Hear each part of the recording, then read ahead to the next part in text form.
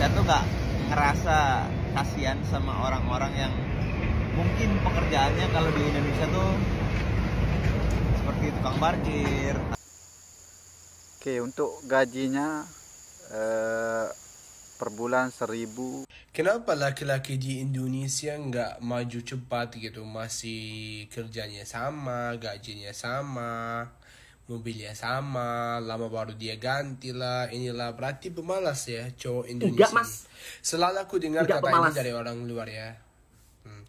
Tapi menurut aku ya, sebagai aku itu udah tinggal di negara Indonesia lama. Orang Indonesia itu bukan pemalas, makanya nggak majunya cepat. Dan cewek-cewek bukan pemalas juga kerja atau apa. Tapi di negara Indonesia memang gajinya yang kulihat nggak sesuai sama hidup gitu. Contoh dikasih kamu 1 juta, 3 juta sebulan. Contohnya untuk kerjaan orang biasa gitu. 3 juta coba kalau kita mau simpan, emang bisa simpan, bisa tabung, nggak bisa kayaknya. Contohnya kalau aku hari ini tinggal di kos paling murah 1,5 kan. Mau bayar apa lagi, mau makan, mau baju, mau kesana kesini, enggak cukup kan. Makanya buat orang luar yang mikir orang Indonesia pemalas makanya nggak maju cepat, bukan. Memang kerjaan di sini gajinya nggak terlalu banyak untuk bisa sampai ditabung. Kalau di luar negeri contohnya gajimu 60 juta per bulan, gaya hidupmu 3 bulan 40, makanya kau bisa tabung. Bukan cowok Indonesia pemalas ya. Sumpah, malah aku lihat orang Indonesia cewek cowok malah kalau kerja ya nggak mini lah, jujur. Contoh kalau kerja berarti bisa 10 jam, 8 jam. Teman aku banyak kerjanya dari pagi 8 pagi, pulangnya sampai jam 7 maghrib, sumpah. Bukan pemalas, cuman memang gaji di negara Indonesia agak kurang, makanya orang nggak bisa sampai ditabung-tabung banyak gitu. Itulah ya buat orang luar ya, jangan salah paham ya. Assalamualaikum warahmatullahi wabarakatuh. Apa kabarnya sahabatku semua? Masih bersama Bang Toha Channel. Di edisi video kali ini saya ingin membahas tentang gaji di Indonesia. Kenapa dengan gaji di Indonesia? Kalau boleh dibilang gaji di Indonesia ini tidak semuanya sama sahabat-sahabatku semua. Bahkan kalau untuk gaji per bulan 3 juta itu sudah cukup lumayan mahal. Kalau di daerah saya justru tidak sampai 3 juta, ke angka 2 juta, atau kalau dirupiahkan sekitar 600-an ringgit ya. Maka untuk sahabat-sahabatku semua, jika mungkin kalian ada peluang untuk bekerja di negara orang secara resmi, lebih baik lakukan saja. Bukan kita kerja di negara orang terus tidak nasionalisme, bukan ya, itu salah anggapan. Pada faktanya kita di negara sendiri kalau bekerja mau menabung saja itu memang sangat susah ya. Kalau ada yang gaji tinggi ya mungkin itu hanya beberapa persen saja, tetapi lebih banyak gaji yang 3 jutaan, 2 jutaan. Mungkin kalau saya membahas tentang ini, ramai netizen nanti yang marah, ramai video-video ini dibilang pemecah belah bangsa lah, terus kemudian penjilat lah, muji-muji negara orang lain lah. Bukan seperti itu konsepnya sahabatku semua. Tolong jangan disalahpahami. Kita bekerja di negara orang, uangnya juga kita kirim ke Indonesia. Jadi kita sebagai seorang TKI ini pahlawan devisa, bukan penjilat bangsa. Kok bukan penjilat bangsa sih? Bukan pengkhianat bangsa. Jadi kalau ada orang yang bekerja di negara orang lain, bukan terus tidak nasionalisme. Faktanya di negara orang lain justru keringat kita lebih dihargai. Begitu loh. Dan berikut beberapa pernyataan orang Indonesia ketika bekerja di negara orang. Kira-kira digaji berapa dan pengalaman mereka bekerja di negara orang kira-kira akan dibayar berapa. Langsung kita reaction video berikutnya.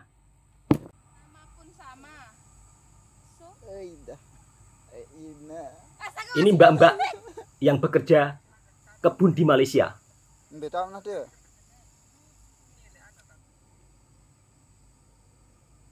Kira-kira mereka bekerja di perkebunan Malaysia dibayar berapa?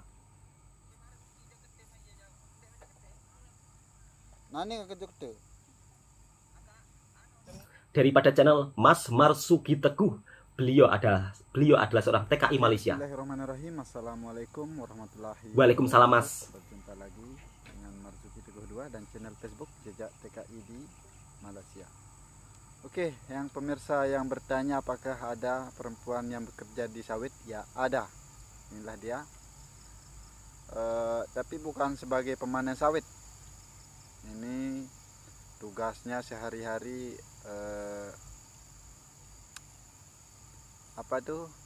membersihkan rumput-rumput yang ada pada bunga tunera. Nah, ini saya belum tahu pasti fungsi daripada bunga ini, mungkin untuk lebah ke apa. Nah, setiap hari kerjanya membersihkan bunga-bunga seperti ini, tidak terlalu berat ya. Oke, untuk gajinya per bulan 1.000. Haranis, pira gaji sebulan? Oh, 1.500. Kerja 24 hari. 24 hari kan? Alah ya ini. Awak baby. 1.500. Kalau OT, kalau ada OT-nya mungkin bisa lebih. Kalau ada lemburnya bisa lebih. 1.500. Kerja 24 sampai 25 hari, bukan 30 hari karena ada hari Minggu. Nah, apabila sakit, kita bisa minta MC ke hospital terdekat. Ya. Nanti kita dibayar sesuai pendapatan per hari kita. Misalkan 50 atau 60. Nah, kita dibayar MC 50. Nah, dalam 1 tahun kita cuti cuti berbayar sebanyak 13 hari. Nah, nanti ada juga bonus tahunan. Wow. Dikasih. Anis, uang tahun? Belum. Oh, baru dapat uang tahun 1.000 lebih. 1.000 lebih. Wah, Inas, lobel ginjunya merah merona. Dapat uang tahunan 1.000 lebih. Wow, cukup banyak loh. Jadi dapat uang tahunan, sahabatku semua. Betul-betul dihargai ketika bekerja kebun di negara tetangga. Meskipun ada yang bilang mengatakan tidak besar, ya tetapi bagi kita orang kecil, orang yang tinggal di perkampungan mendapat gaji 1.500 ringgit, kemudian ada uang bonusnya, sudah cukup lumayan loh. Kalau menabung juga bisa boleh. Oke, dia 2 orang aja kerja nih, bawa motor sendiri. Kerjanya juga kalau dilihat santai-santai lah, Gila kan? nggak begitu berat. Nah, ini dia sama suaminya di sini. Suaminya kerja racun, kerja potong buah. Oh, mbaknya bersama suaminya. Dia kerja ini ikut istik atau ikut perusahaan. Kalau saya sebagai pemanen sawit kan ikut kontrak, jadi bebas, agak bebas sedikit. Kalau ini dia kerja cek roll dulu, rokal dulu atau absen dulu pukul 7. Nah, nanti berangkat kerja lagi, rehat 1 jam, pulang nanti. Haranes pulang kerja pukul pira? Pukul 2.30. Tak sampai Lepas tuh tak relax sampai lah. petang. Kalau di Indonesia pukul 1 mbaknya Buat sudah konten balik. lah. Nah, ini ada ini konten kreator juga. Semangat mbak-mbak TKW yang bekerja di Malaysia. Meskipun kerja di kebun, tetap semangat. Mbaknya ikut perusahaan kata masnya. Atau ikut PT lah, kalau dalam bahasa Indonesia. Oke, jadi kalau pemirsa, kalau mau kerja di Malaysia juga banyak lowongan ya. Tapi tak tahu untuk istik ini belum ada kotak pisahnya. Nah, jadi perempuan pun banyak kerja di perkebunan kelapa sawit. Kalau untuk kota histik atau kerja kebun seperti ini, kata masnya belum ada kota yang kosong. Oh, ini bukan bendera. Browning.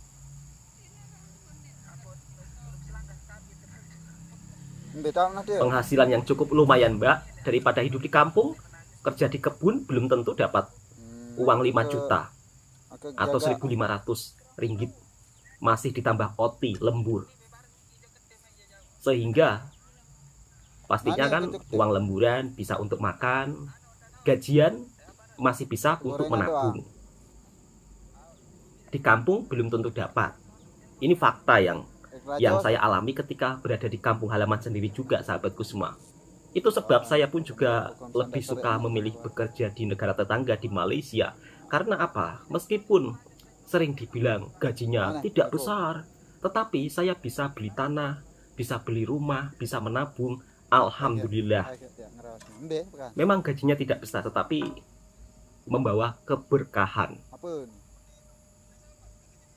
Dari segala keringat yang kita keluarkan kerja di kebun, alhamdulillah berkah. Mbaknya ini nampaknya orang Lombok ini. Semangat, Mbak. Dan mas-masnya yang bekerja di Malaysia. Hanya kerja bersih-bersih rumput saja dibayar 1.500 ringgit. Masih ada lemburannya. Dan masih ada uang bonus tahunannya. Luar biasa. Kerja di negara tetangga, wow, gajinya ya cukup lumayan, sahabat-sahabatku semua. Akan tetapi untuk saat ini di Malaysia sedang belum membutuhkan pekerja asing ya, sahabat-sahabatku semua. Jadi mungkin kalau sahabat-sahabatku ingin bekerja di negara luar atau negara orang lain, jangan ke Malaysia dulu.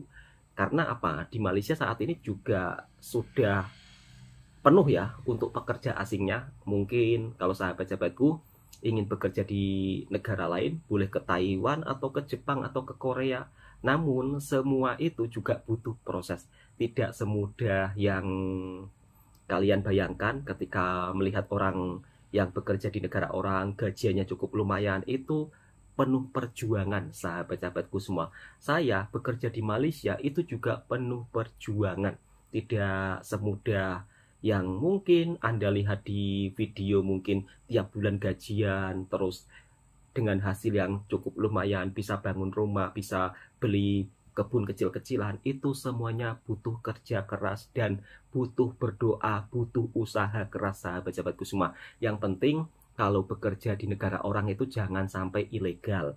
Pastikan resmi. Sebab kalau kita bekerja di negara orang resmi itu enak. Enaknya apa? Kita mendapat perlindungan. Bila perumpama kita sakit, MC, kita pun juga masih dibayar, sahabat-sahabatku semua. Itulah enaknya kalau menjadi seorang TKI yang resmi. Alhamdulillah, hampir puluhan tahun saya bekerja di Malaysia. Menjadi seorang TKI yang resmi tentunya membuat saya bersyukur. Apalagi saat ini di Malaysia juga sudah tidak mendatangkan pekerja asing. Tentunya untuk sahabat-sahabatku yang saat ini bekerja di Malaysia, bersyukur. Kerja baik-baik, kumpul uang, menabung, dan insya Allah nanti kalau sudah terkumpul tabungannya, kalau pulang kan enak, bisa untuk berjualan atau buat usaha kecil-kecilan. Oke, kalau tadi kita bahas tentang TKI di Malaysia, sekarang kita langsung bahas ke TKI dari negara yang lain. Seperti apa pendapat mereka setelah sampai di negara orang. Ini bukan tentang istilah perbandingan, sahabat-sahabatku semua, tetapi kita bisa mendengarkan sebuah pengalaman dari orang-orang Indonesia ketika bekerja di negara orang. Tolong, ketika ada orang Indonesia yang bekerja di Malaysia ataupun di negara lain, bukan berarti mereka tak nasionalis. Begitu loh. Faktanya kalau di negara sendiri gajinya kan juga seperti itu, ya kan? Kalau gajian 3 juta pun kalau untuk menabung susah dengan kadar hidup yang saat ini memang cukup lumayan tinggi. Harap-harap video ini bermanfaat untuk sahabatku semua. Dan tentunya ini bukan tentang sebuah perbandingan, tetapi kita mendengarkan pengalaman cerita orang-orang Indonesia yang bekerja di negara orang, tak kisah dari negara manapun. Setelah saya tinggal 2 tahun di Amerika masnya. Saya tuh nggak ngerasa kasihan sama orang-orang yang mungkin pekerjaannya kalau di Indonesia tuh seperti tukang parkir atau tukang sampah atau ojek online. Ya karena apa? Karena di sini semuanya tuh sama, dalam arti keselarasan gaji orang-orang Amerika itu sama, guys. Jadi dalam artian tuh kalau kita melihat kayak tukang parkir di Indonesia itu, mereka dapat berapa sih sehari? Bisa nggak sih mereka untuk mencukupi kebutuhan dirinya sendiri atau bahkan keluarganya kayak gitu? Tapi kalau di sini, guys, tukang sampah, tukang parkir itu bahkan gajinya tuh bisa sama seperti kita atau lebih tinggi daripada saya khususnya kayak gitu. Jadi bener-bener keselarasan gaji orang yang bekerja di Amerika tuh setara, sama gitu. Tukang parkir punya mobil mewah, tukang sampah mobilnya juga bagus-bagus. Mereka hidup yang layak di sini, mereka hidupnya bahagia, sejahtera di sini. Jadi itulah yang saya rasakan ketika saya tinggal di Amerika. Jadi semua orang, mau itu pekerja kantoran, mau itu pembisnis, mau itu pekerja restoran atau pekerja apapun, kita tuh susah sekali untuk melihat perbedaannya karena which is semuanya di sini tuh hampir sama. Kita tuh nggak tahu mereka tuh kerjanya apa di sini, mereka bisnisnya apa di sini, karena ya kita nggak bisa melihat orangnya gitu loh. Semuanya sama, guys. Itulah yang membedakan tinggal di Indonesia dan di Amerika, dan enaknya itu, guys. Jadi nggak kelihatan lo mau pekerjaan lo apa di sini, lo punya apa di sini, kayak gitu, guys. Jadi itulah enaknya tinggal di sini, guys. Kalau di negara orang tidak bisa membedakan mana tukang parkir, mana tukang sampah. Karena kata masnya, gajinya hampir semua sama. Berbeda dengan di negara kita, yaitu di Indonesia. Jadi kalau di Indonesia kerja yang kasar-kasar itu gajinya memang terbilang agak parah. Beda dengan kita bekerja di negara orang. Apalagi kalau bekerja sebagai seorang kerja kebun, ya mohon maaf sahabatku semua, kadang-kadang kalau untuk mencukupi kebutuhan sehari-hari itu memang agak sulit. Alhamdulillah ketika saya bekerja di negara tetangga, di Malaysia, alhamdulillah setiap bulannya pasti gajian. Dan itu belum termasuk kadang-kadang ada bonusnya, ada lemburan. Itu membuat saya bersyukur. Ya meskipun ketika saya menceritakan hal seperti ini, pasti kadang-kadang ada yang marah-marah, kemudian nanti video saya dibahas di TikTok. Saya nggak tahu ya maksud orang tersebut itu niatnya seperti apa, saya nggak paham. Nanti pasti sebentar lagi video saya akan muncul di TikTok dan akan dibahas. Ini salah satu contoh orang yang suka mengagung-agungkan negara orang. Padahal saya hanya menceritakan pengalaman saya ketika bekerja di negara tetangga, benar-benar begitu sangat dihargai, gajinya lumayan, meskipun sering dibilang gajinya kecil gitu. Tapi faktanya saya bisa bangun rumah loh dari hasil kerja di negara tetangga. Dan kita juga bisa melihat sendiri pengalaman para mbak-mbak TKW yang bekerja di negara tetangga, kerja kebun, bersih-bersih rumput begitu saja, digaji 5 juta lebih. Masih ada uang lemburannya, masih dapat bonus. Wow, keren dan luar biasa. Jadi untuk sahabat-sahabatku mungkin saat ini yang bekerja di Malaysia ya patut bersyukur. Karena apa? Sekarang kalau mau masuk kerja di Malaysia saja juga sudah susah, tidak seperti dulu lagi. Oke, mudah-mudahan info ini juga bisa memberikan penjelasan buat sahabat-sahabatku semua. Bukan orang Indonesia pemalas sahabatku semua, akan tetapi pekerjaan yang ada di negara kita kadang-kadang gajinya itu tidak sesuai, dan ini fakta ya sahabatku semua. Assalamualaikum warahmatullahi wabarakatuh. Ingat, pendapat saya ini bukan mewakili tentang negara saya, tetapi ini pendapat daripada individu saya sendiri. Jangan disalahartikan Assalamualaikum warahmatullahi wabarakatuh. Jika suka dengan videonya Bang Toha Channel, silakan tekan tombol merahnya, subscribe, like, komen, dan bagikan ke sahabat Anda semua.